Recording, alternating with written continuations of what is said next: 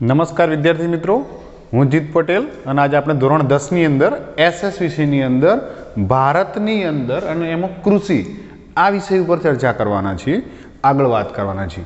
તો ધોરણ 10 ની અંદર 10મા ધોરણનું જે આ ચેપ્ટર છે ભારત કૃષિ, આ ચેપ્ટરમાંથી મોટો પ્રશ્ન 5 માર્ક્સનો આવવાની શક્યતા સૌથી વધારે છે. સાથે સાથે આમાંથી 2 માર્ક્સના પ્રશ્નો કે કારણો સમજાવ એવું પણ આવી શકે એમ છે.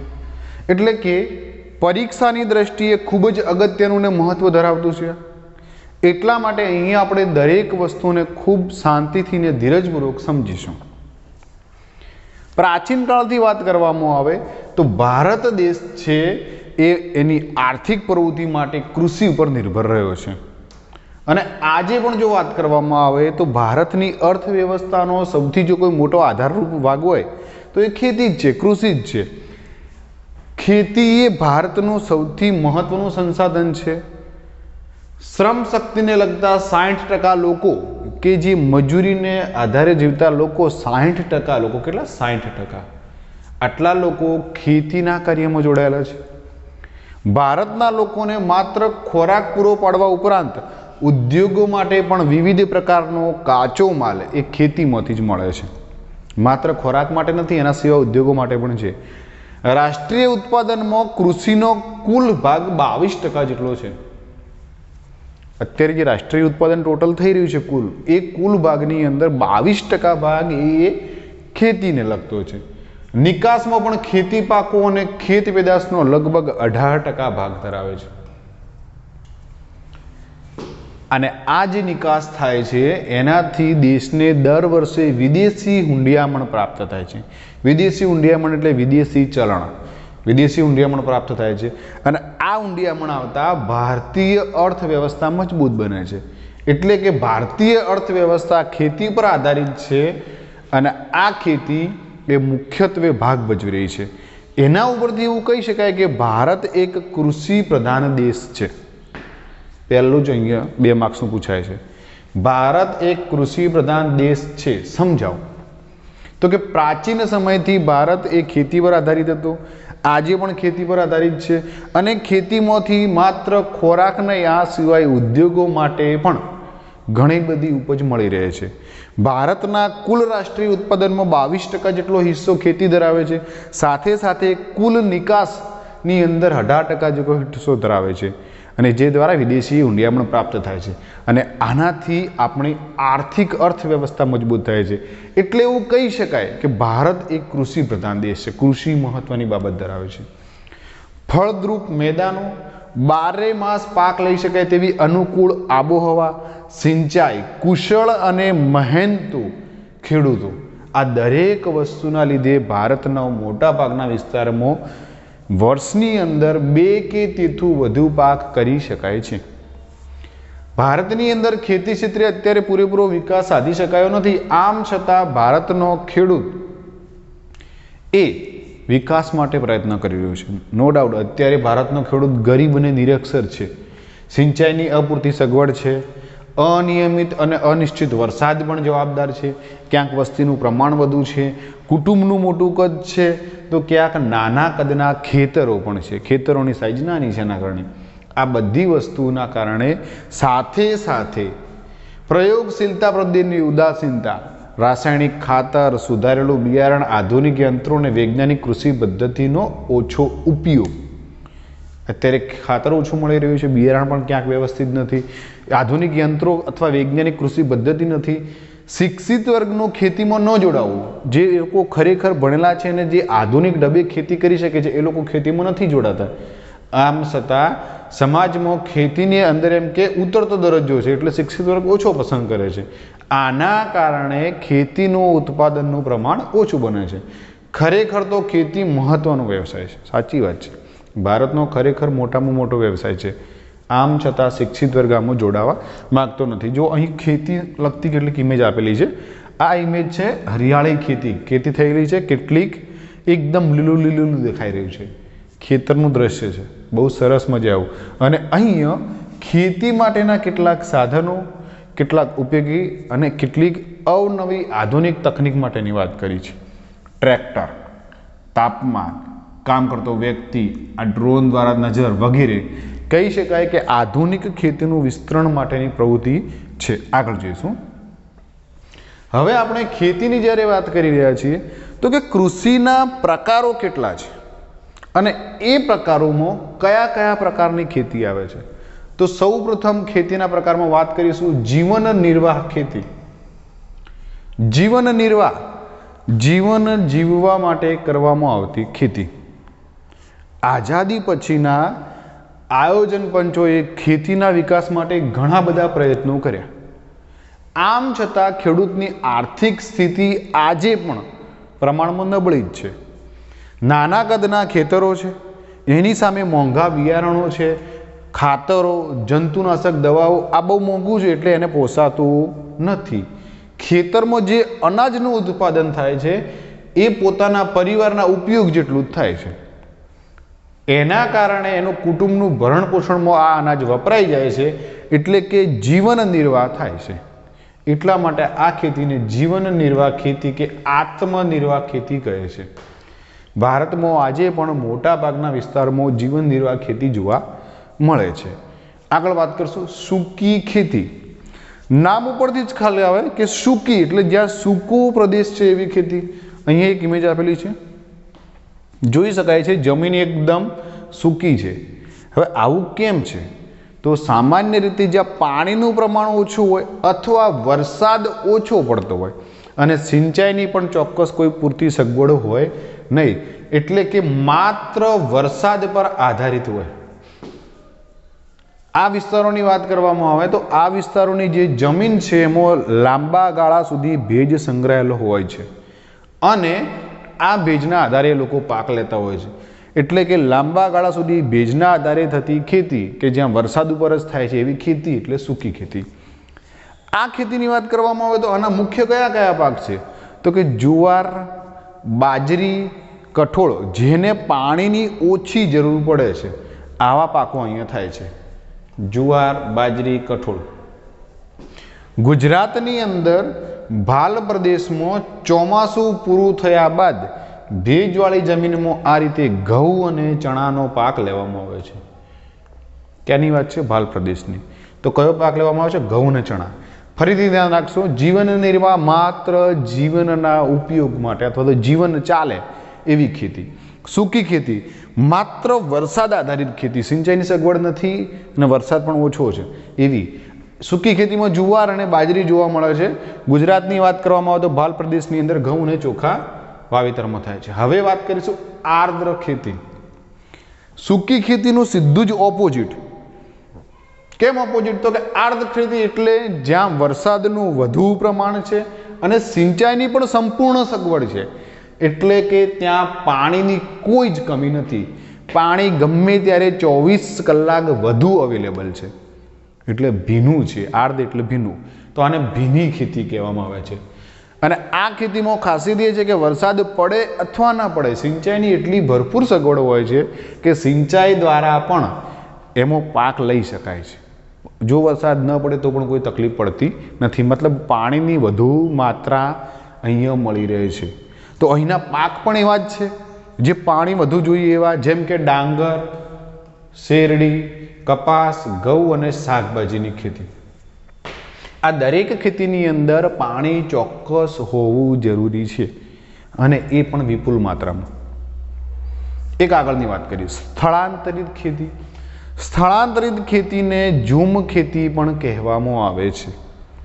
આ ખેતીની ખાસિયત એવી છે કે કોઈ ચોક્કસ જગ્યા જંગલની અંદર હોય છે, એ જગ્યાના વૃક્ષોને કાપી સાફ કરી અને ત્યાં ખેતી કરવામાં આવતી હોય છે અને એ જગ્યા ઉપર 2-3 વર્ષ અથવા તો એનાથી વધુ સમય થાય એટલે કે જમીનની ફળદ્રુપતા ઘટી જાય એટલે એ વિસ્તાર છોડી દેવાનો, કોઈ બીજા વિસ્તારમાં જવાનું, ત્યાં વૃક્ષો કાપવાના અને ત્યાંની જમીન પર ખેતી કરવાની. ટૂંકમાં સ્થળાંતર થાય છે. એક જગ્યાએ રોકાવાનું, 2-3 વર્ષ ખેતી કરવાની, ફરી બીજી જગ્યાએ જવાનું, 2-3 વર્ષ ખેતી કરવાની, ત્રીજી જગ્યાએ જવાનું.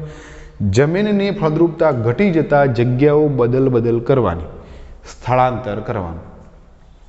આ ખેતીની વાત કરવામાં આવે તો સામાન્ય રીતે આ ખેતીમાં ધાન્ય પાક કે શાકભાજી એ વધુ વપરાય છે અથવા ઉગાડાય છે. સ્થળાંતર ખેતી છે, ઝૂમ ખેતી છે, આ ખેતીમાં ઉત્પાદનનું પ્રમાણ પણ ઓછું જોવા મળે છે, કારણ કે ફળદ્રુપતા છે ત્યાં સુધી ઉત્પાદન થાય છે, જો ફળદ્રુપતા નથી તો ઉત્પાદન 0 થઈ જાય છે. હવેની વાત કરીએ બાગાયતી ખેતી. આપણે કહીએ છીએ બાગાયતી પાક, રોકડિયા પાક. તો બાગાયતી ખેતી કરવાનું એટલે બાગ, બગીચા એને લગતી વાત છે. બાગાયતી ખેતીની એવી એક પ્રકાર છે કે આમાં સામાન્ય રીતે રબર, ચા, કોફી, નાળિયેર, સફરજન, કેરી, સંતરા, દ્રાક્ષ, આંબળા, લીંબુ, ખારેક, જેને ખલેલા પણ કહે છે, ખાસ ધ્યાન રાખવું, ખારેકને ખલેલા પણ કહે છે, વગેરે ફળોની ખૂબ જ માવજત સાથે ખેતી કરવામાં આવે છે. તમે જોયું છે, નોટિસ કર્યું છે, અહીંયા ફળ ફળાદી પર વધારે ધ્યાન આપવામાં આવે છે, ચા કોફી સિવાય ફળ ફળાદી ઉપર. અહીંયા જોઈશું ઇમેજ એની, આ ઇમેજ જોઈ શકાય છે. અહીંયા આ રીતે જે વૃક્ષ હોય છે એની માવજત કરવામાં આવે છે, એને ચોક્કસ સાચવવામાં આવે છે અને એનું ધ્યાન રાખીને એ રીતે ખેતી કરવામાં આવતી હોય છે. આ ખેતીની અંદર મૂડીનું રોકાણ વધી જતું હોય છે, સાથે આમાં કુશળતા હોવી જરૂરી છે. તમે ચોક્કસ પ્રકારનું આમાં કુશળતા ધરાવતા હોવા જરૂરી છો. સાથે સાથે તકનીકી જ્ઞાન હોવું જરૂરી છે. યંત્રો, ખાતર, સિંચાઈ, પરિરક્ષણ, સંગ્રહણ અને પરિવહન, આ દરેકની સુવિધા હોવી જરૂરી છે. સૌથી મોટી આમાં મોટી વસ્તુ, બધું સુવિધાઓ હોય છે. બાગાયતી ખેતીમાં આવક વધુ છે પણ સાથેમાં ખર્ચ પણ વધુ છે. બીજી વસ્તુ કે એની આવડત હોવી ખૂબ જરૂરી છે. જો કુશળતા નથી તો તમે ચોક્કસ પ્રમાણમાંનું ઉત્પાદન કરી શકતા નથી. સાથે તકનીકી વસ્તુ, યંત્રો છે, પરિવહન છે, આ દરેક વસ્તુનો ચોક્કસ સમન્વય હોવો જરૂરી છે. આગળ વાત કરશું સઘન ખેતી. હવે સઘન ખેતીની વાત કરવામાં આવે એટલે સીધી ભાષામાં કહીએ તો આધુનિક ખેતી. કેમ આધુનિક ખેતી? તો કે જ્યાં યાંત્રિકીકરણનો સૌથી વધુ ઉપયોગ થયો હોય, જ્યાં સિંચાઈની સુવિધા વધી છે, રાસાયણિક ખાતર, કીટનાશક અને વિવિધ પ્રક્રિયામાં યંત્રોનો વ્યાપક પ્રમાણની અંદર ઉપયોગ થાય, એટલે કે ખેતીમાં યાંત્રિકીકરણ આવી ગયું છે, આ ખેતીને સઘન ખેતી કહે છે. અત્યારે આધુનિકીકરણ તરફ લોકો ધીમે ધીમે સઘન ખેતી તરફ જઈ રહ્યા છે. બને એટલું વધુ ઉત્પાદન, ઓછો શ્રમ ને વ્યવસ્થિત યંત્રો દ્વારા કરાતી ખેતી એટલે આ ખેતી. આ ખેતીની વાત કરવામાં આવે તો અમારે રોકડિયા પાકોનું વાવેતર વધારે કરે છે. રોકડિયા પાક છે એટલે રોકડી થાય એવા. હેક્ટર દીઠ ઉત્પાદનમાં ખૂબ જ વધારો થયેલો છે અને આ પ્રકારની ખેતી હેઠળ વાવેતરના વિસ્તારમાં સતત વધતો જાય છે. સીધી વસ્તુ છે, ઉત્પાદન વધે તો આવક વધે ને આવક વધે તો એ લોકોને ધીમે ધીમે ધીમે વિસ્તાર વધુ થતો જાય છે. આ ખેતીમાં આર્થિક વળતરને મહત્વ વધુ આપવામાં આવે. મેં તમને વાત કરી ને, આવક વધુ, આર્થિક વળતરને મહત્વ આપવામાં આવે છે. એટલે આર્થિકની બાબત આવે એટલે વેપાર થઈ ગયો કહેવાય.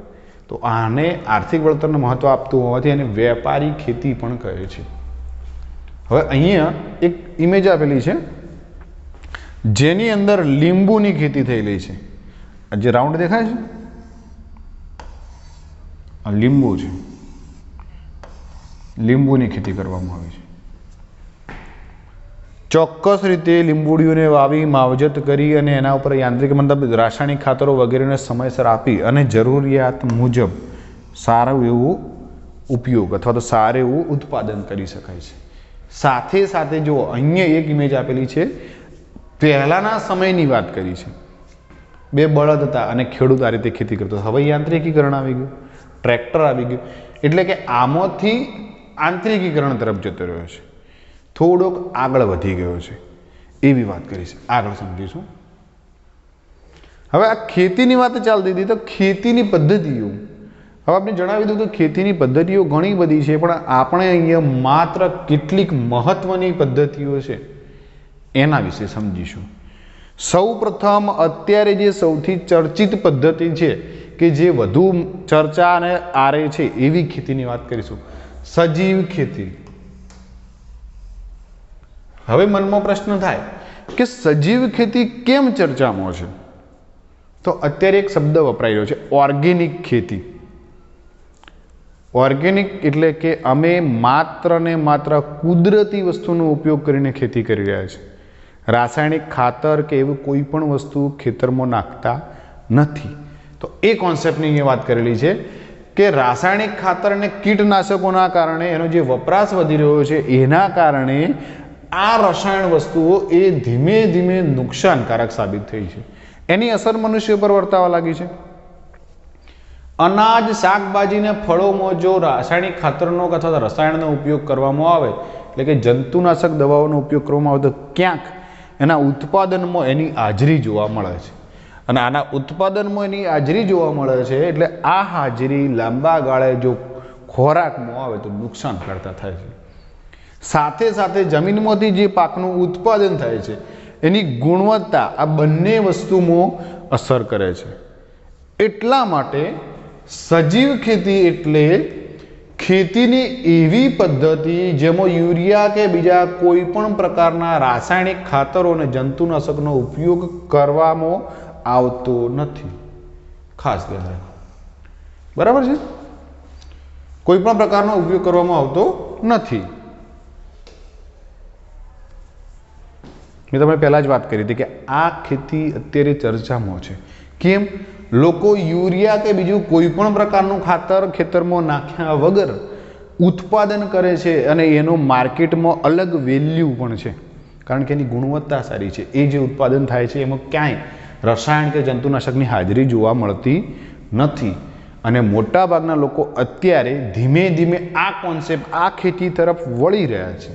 તો પછી એમાં શું નાખવામાં આવે છે? તો કે પાકના પોષણ માટે છાણિયું ખાતર, અળસિયાનું ખાતર અને કમ્પોસ્ટ ખાતરનો ઉપયોગ કરવામાં આવે છે. કયું ખાતર? છાણિયું, અળસિયાનું ખાતર અને કમ્પોસ્ટ. સાથે સાથે પાકનું રક્ષણ થાય અથવા સંરક્ષણ માટે કીટનાશકો એટલે કે દવાઓ, જંતુનાશક દવાઓ કરતાં અહીંયા બીજી વસ્તુનો ઉપયોગ થાય છે. અને કયો? તો કે ગૌમૂત્ર, ગાયનું મૂત્ર, લીમડાનું દ્રાવણ. લીમડાનું દ્રાવણ બહુ કડવું હોય છે એટલા માટે, બરાબર છે? લીમડાનું દ્રાવણ. ક્યાંક છાશનો પણ ઉપયોગ થાય છે, ખાટી છાશ. એટલે કે જંતુનાશકોની જગ્યાએ અહીંયા ગૌમૂત્ર, લીમડાનું દ્રાવણ, છાશ, આ વસ્તુનો ઉપયોગ કરવામાં આવે છે. સજીવ ખેતી હોય છે એની પેદાશો પોષણયુક્ત હોય છે અને એમાં કુદરતી સ્વાદ, મીઠાશ અને સોડમ જોવા મળે છે. કુદરતના ખોળે રહેલી વસ્તુ જોવા મળે છે ભાઈ. સૌથી શ્રેષ્ઠ ખેતી અને શ્રેષ્ઠ ઉત્પાદન અને એનું સારામાં સારું સ્વાસ્થ્ય માટે વસ્તુ છે. કુદરતી ટેસ્ટમાં મળી રહે છે, કુદરતી સ્વાદ જોવા મળે છે. આમાં વધુ ખનિજ પણ હોય છે, વિટામિન પણ હોય છે અને જીવન શક્તિ આપતા તત્વો પણ જોવા મળતા હોય છે. જૈવિક ખેત પેદાશોની જ્યારે વાત કરવામાં આવે ત્યારે હવેના સમયમાં આની માંગ વધી રહી છે અને સામે માંગ વધી રહી છે એટલે મળતર પણ ખેડૂતને વધી રહ્યું છે. તો સજીવ ખેતી એ આજના જમાનાની આધુનિક ખેતીમાં સૌથી વધારે અસર કરતા છે. આગળ સમજીશું. એક બીજી ખેતી છે ટકાઉ ખેતી. ટકાઉ ખેતીની જ્યારે વાત કરવામાં આવે ત્યારે આ ખેતીની અંદર ફળદ્રુપતા લાંબા સમય સુધી ટકાવી શકાય અથવા તો જળવાઈ રહે એ માટે જે પદ્ધતિ કરવામાં આવે. તો ફળદ્રુપતા જાળવવા માટે શું કરવું પડશે? તો પહેલું, પાકની ફેરબદલી. એકનો એક પાક વારંવાર નથી વાવવામાં આવતો. સમયાંતરે જે તે સમયે યોગ્ય જરૂરિયાત મુજબ વ્યવસ્થિત પાક બદલવામાં આવે છે. બીજું, પોષણ માટે રાસાયણિક ખાતરોની જરૂરિયાત પૂરતો જ ઉપયોગ અને કીટક અને નિંદણ નિયંત્રણ માટે જંતુનાશકોને બદલે જૈવિક નિયંત્રણ, જળ સંરક્ષણ, આ દરેક વસ્તુને ધ્યાન રાખવામાં આવે છે અને એ દ્વારા આ ખેતી કરવામાં આવે છે. ટૂંકમાં આનો મેઇન હેતુ શું છે? જમીનની ફળદ્રુપતા લાંબા સમય સુધી જળવાઈ રહે એના માટે પ્રયત્ન ચાલે છે. હવે એક ખેતી એવી છે એની વાત કરશું, મિશ્ર ખેતી. અહીંયા તમને મિશ્રની વાત કરવામાં આવશે જ્યારે ત્યારે, એટલે મિશ્રની વાત ચાલી રહી છે એટલે મનમાં પ્રશ્ન થાય કે વાત સાચી છે, મિશ્ર ખેતી બરોબર છે. તો શું છે મિશ્ર? ભેગું. કેવી રીતે? તો કે ખેતીની સાથે બીજી પણ કેટલીક આર્થિક પ્રવૃત્તિ કરવામાં આવે જે ખેતી સંલગ્ન છે, જેમ કે પશુપાલન, મરઘા બતક ઉછેર અને મધમાખી મત્સ્ય ઉછેર. મોટા ભાગના લોકો આજે ખેતીની સાથે પશુપાલનને સૌથી વધારે જોડે છે. આપણા ગુજરાતમાં તો ખાસ ખેતી સાથે ડેરી ઉદ્યોગ માટે પશુપાલન હોય જ છે. અહીંયા એક ઇમેજ આપેલી છે. આ ઇમેજની અંદર ખેતી છે અને સાથે એક પશુ છે જે ચરાણ માટે છે. એટલે કે પશુપાલન અને ખેતી બંને સાથે કરવામાં આવ્યું છે. આગળ સમજીશું.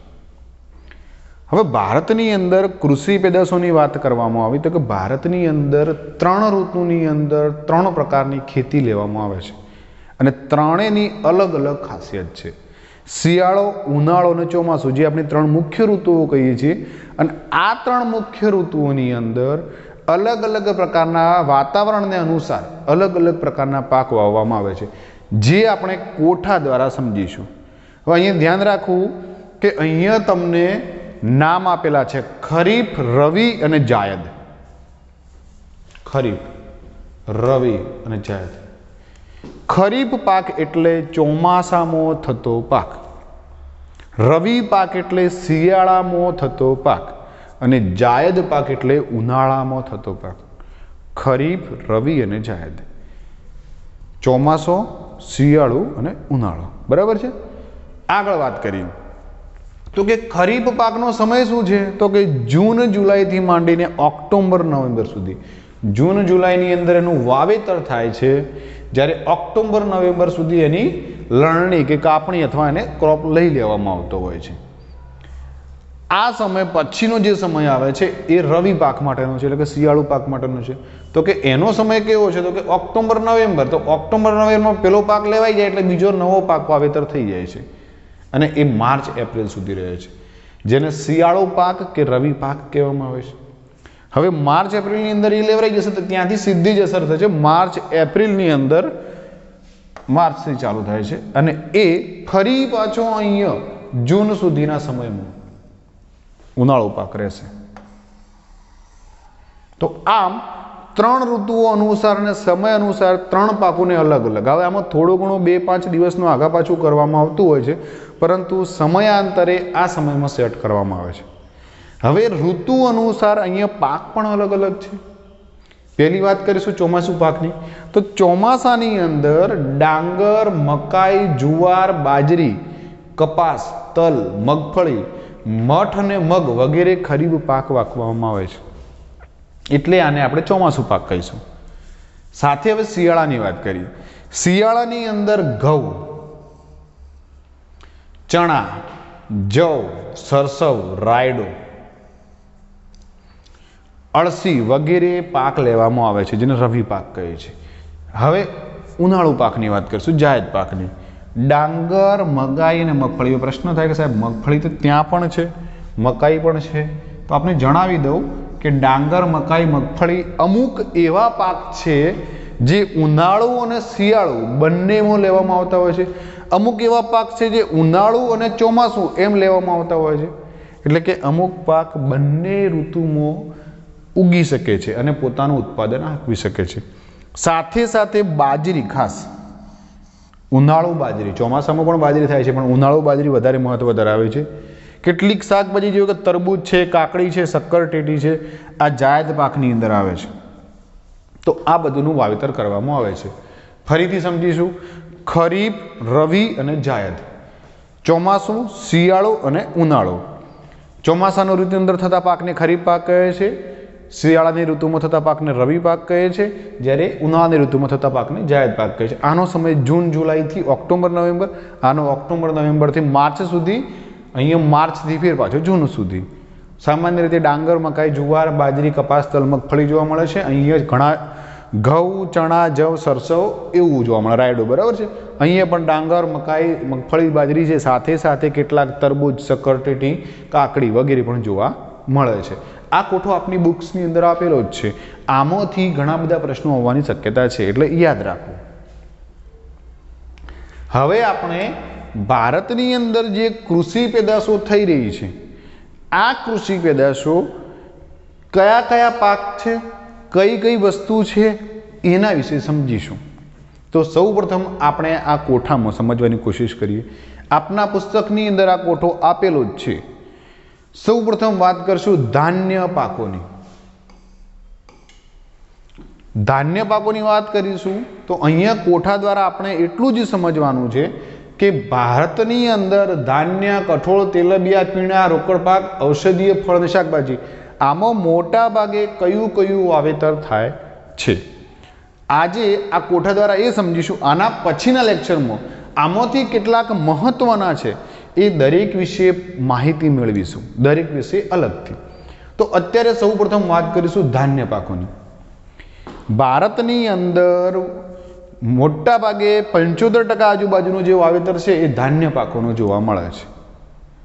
અને આ ધાન્ય પાકમાં ડાંગર છે, ઘઉં છે, જુવાર છે, બાજરી, મકાઈ અને જવ આ દરેકનું વાવેતર જોવા મળે છે. જે તે પ્રદેશની જે તે આબોહવા અનુસાર આ રીતે ગોઠવણ કરેલી છે. કઠોળ પણ જોવા મળે છે. તો કઠોળમાં કયા તો કે તુવેર, મગ, ચણા, વટાણા, વાલ, મઠ, અડદ અને મસૂર આ દરેક એ કઠોળ છે અને કઠોળનું પણ વાવેતર છે. તેલબિયા પાક પણ જોવા મળે છે, જેમાંથી સામાન્ય રીતે તેલ મળે તેવા પાક. એમાં પહેલી વાત કરીશું મગફળીની. ભારતમાં મગફળીનું વાવેતર બહુ થાય છે. તલ છે, સોયાબીન, એરંડા આનું પણ વાવેતર જોવા મળે છે. આપણે અહીંયા બધું જોવા મળે છે. સરસવ, સૂર્યમુખી, નાળિયેર અને અળસી આ બધા જ તેલબિયા છે. પીણાની વાત કરીએ, ચા, કોફી ને કોકો. ચાનું ઉત્પાદન ભારતમાં બહુ જબરદસ્ત રીતે થઈ રહ્યું છે. કોફી પણ છે અને કોકો. રોકડિયા પાક કપાસ, શેરડી, શણ, તમાકુ અને રબર. ભારતની અંદર ને ખાસ કરીને અહીંયા આપણે ગુજરાતમાં કપાસ અને તમાકુ આનું વધારે પ્રમાણ જોવા મળે છે. અહીંયા કપાસની વાત કરીએ તો બહુ સારું પ્રમાણમાં છે, જ્યારે તમાકુ અત્યારે ક્યાંક ક્યાંક અહીંના એરિયામાં જોવા મળે છે. ઔષધીય પાકની વાત કરીએ, જીરું, વરિયાળી, ઈસબગુલ, ધાણા, મેથી, અજમો, કાળા મરી, લસણ આનું આપણે ઔષધીય પાક તરીકે આપણે મોટાભાગે ખેતરની અંદર નાના નાના ક્યારા કરી અને પોતાના માટે થોડું થોડું વાવતા હોય છે. ફળફળાદીની વાત કરીએ, કેરી, કેળા, ચીકુ, પપૈયા, દ્રાક્ષ, બોર, સફરજન, જામફળ આનું વ્યવસ્થિત આયોજનબદ્ધ વાવેતર થાય છે. કેરીના ફાર્મ હાઉસ હોય છે, કેળાના પણ ફાર્મ હાઉસ જોવા મળે છે. અને અત્યારેનો ટ્રેન્ડ છે પપૈયાના પણ ફાર્મ હાઉસ અહીંયા વધારે પ્રમાણમાં જોવા મળે છે. સાથે શાકભાજી, બટાકા એવું કહેવાય છે ને કે ભાઈ અહીંના બટાકા પ્રખ્યાત છે. બટાકા એટલે ડીસાના બટાકા એવું કહેવાય છે. તો બટાકાનું ડીસાના આજુબાજુના એરિયામાં બહુ વાવેતર થાય છે. રીંગણ, ડુંગળી, ટામેટા, દૂધી, તુરિયા, ભીંડા, કોબીજ, ફ્લાવર આવી અલગ અલગ શાકભાજીનું પણ વાવેતર થાય છે. સામાન્ય રીતે આ કોઠો એવું કહે છે કે આટલા પ્રકારનું વાવેતર એ ભારતની અંદર ખેતી પેદાશમાં જોવા મળે છે. વધારે પ્રમાણમાં, ઓછા પ્રમાણમાં ક્યાંક ક્યાંક મળી રહે છે, પરંતુ આટલી બધી વસ્તુઓ ભારતની અંદર મળી રહે છે. તો વિદ્યાર્થી મિત્રો, હવે પછીના લેક્ચરની અંદર આપણે આમાંથી કેટલીક મહત્વની કૃષિ પેદાશ છે એના વિશે અલગથી સમજીશું. સૌપ્રથમ આપણે શરૂઆત કરીશું ધાન્ય પાક દ્વારા. તો નેક્સ્ટ લેક્ચરની અંદર મળીએ, જેમાં આપણે ધાન્ય પાક વિશે વાત કરીશું. બરાબર છે. Thank you.